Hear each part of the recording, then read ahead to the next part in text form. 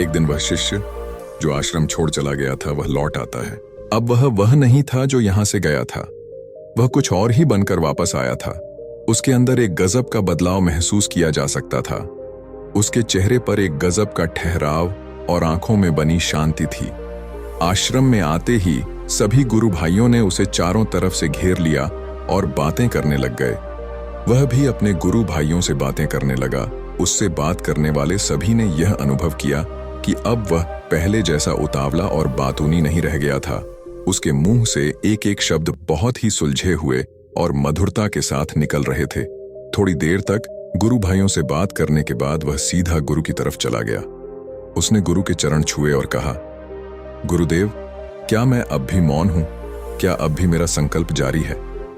गुरु ने कुछ देर तक शिष्य की आंखों में बड़े ध्यान से देखा और कहा, हां, तुम अब भी मौन हो। तुम्हारे मुंह से एक भी शब्द निकल नहीं रहा और तुम्हारा संकल्प अभी भी जारी है। शिष्य ने कहा, गुरुदेव, जब मैं आश्रम से गया तो मैं मुंह से तो चुप था, लेकिन मेरे अंदर बहुत सी आवाजें थीं। मन में बहुत से प्रश्न थे और वह बंद नहीं हो रहे थे। तो मैं जंगल में चला गया इस उम्मीद से कि वहां मुझे शांति मिलेगी और मेरे मन की बकबक कम हो जाएगी। लेकिन मैं जितना एकांत में जाता गया, मेरे अंदर की आवाज उतनी ही तेज होती गई। मेरे भीतर की पुरानी से पुरानी आवाज मुझे सुनाई देने लगी। तब जाकर मैंने महसूस किया कि मैं कितना गलत कर रहा था।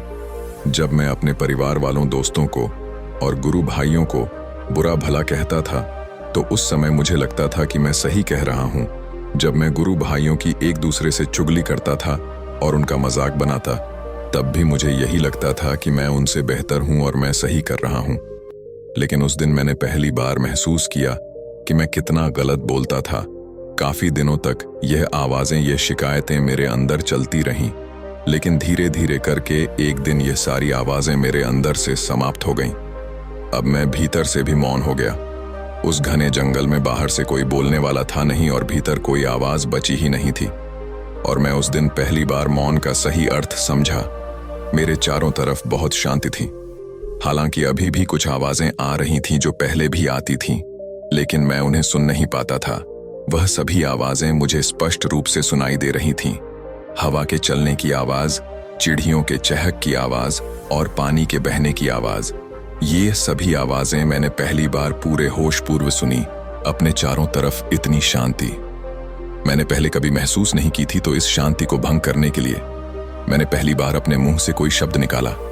मैं चिल्लाया, हे ईश्वर, यह कैसी शांति है? सभी कुछ इतना शांत क्यों है? ऐसा क्या हो गया? लेकिन मेरे चिल्लाने के बाद भी शांति भंग नहीं हुई। सब कुछ पहले जितना ही शांत था, बाहर भी और भीतर भी। हे गुरुदेव, मैंने अपने गुरु भाइयों से बात की। मैंने आपसे बात की।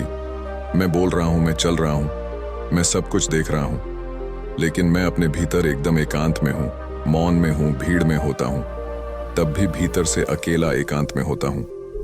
जब मैं खुद में भी शोर करना चाहता हूं, तब भी एकांत में ही होता हूं। अब सब दिखाई पड़ने लगा है, सब सुनाई पड़ने लगा है। गुरु ने कहा, जब तक हम बाहर की तरफ बोलते रहेंगे, भीतर अशांति ही रहेगी। लेकिन जिस दिन हम भीतर की तरफ मुड़ जाएंगे, तब हमारे मुंह से कुछ भी निकलेगा। हम शांत ही रहेंगे। दुनिया में जितनी भी बुराइयां हैं, ज्यादातर हमारे बोलने से ही उत्पन्न होती है, क्योंकि हम चुप रहना नहीं चाहते। हम जितनी जरूरत है उससे कहीं ज्यादा बोलते हैं। हम सामने वाले को सुनना नहीं चाहते, बल्कि उसकी बोलती बंद कर देना चाहते हैं। उसे समझा देना चाहते हैं कि मैं कौन हूं, मैं क्या कर सकता हूं। और यही हमारी जिंदगी का मकसद बनकर रह जाता है। हमारी सारी ऊर्जा व्यर्थ के बोलने में बर्बाद होती रहती है। ऐसे ही समाज में लोगों का जीवन दुखों से भर जाता है, जो हमेशा एक दूसरे को सुनाने में लगे रहते हैं। कभी एक दूसरे को सुनना नहीं चाहते, समझना नहीं चाहते, और चुप रहना तो उन्होंने कभी सीखा ही नहीं, क्योंकि चुप रहना उन्हें छोटा महसूस करवाता है। दुनिया की सभी लड़ाइयां का कारण हमारा बोलना ही है। इसलिए हमें सिर्फ उतना ही बोलना चाहिए जितना जरूरी हो, क्योंकि व्यर्थ का बोलना ऊर्जा को नष्ट करना है।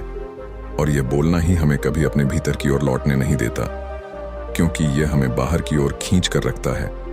और बाहर है ही क्या इस संसार के अलावा। लेकिन अगर अपने भीतर के संसार की ओर मोड़ना है तो इस मुंह को बंद ही रखना चाहिए। इसीलिए जितने भी बुद्ध हुए, आत्मज्ञानी हुए, वह सभी एकांत की ओर भागे ताकि उन्हें ज्यादा ना बोलना पड़े, ज्यादा सुनना ना पड़े। वह एकांत में रहे और शांत रहे, इसीलिए आसानी से भीतर की यात्रा कर पाए। लेकिन अगर कोई चाहे तो इस संसार में रहकर भी एकांत में रह सकता है, शांत रह सकता है, लेकिन इसके लिए उन्हें अपनी ऊर्जा बचानी होगी, जिसे वह अब तक अपने व्यर्थ के शब्दों में बर्बाद कर रहे थे। दोस्तों, इस कहानी की सीख यही है कि व्यर्थ का बोलना ऊर्जा को नष्ट करना है। ज्यादा और व्यर्थ बोलना ही हमें अपने भीतर की ओर लौटने नहीं देता, क्योंकि यह हमें बाहर की ओर झुकाए रखता है, और जिन्हें भीतर की यात्रा करनी है उन्हें अपने मुंह को बंद ही रखना चाहिए। मुझे उम्मीद है कि आपको यह कहानी पसंद आई होगी और काफी कुछ सीखने को मिला होगा कहानी के बारे में। अपने विचार आप हमें नीचे कमेंट बॉक्स में कमेंट करके बता सकते हैं। बाकी अगर यह कहानी आपको अच्छी लगी हो तो इस वीडियो को लाइक करें और ऐसी और कहानी सुनने के लिए YouTube चैनल को सब्सक्राइब कर लें।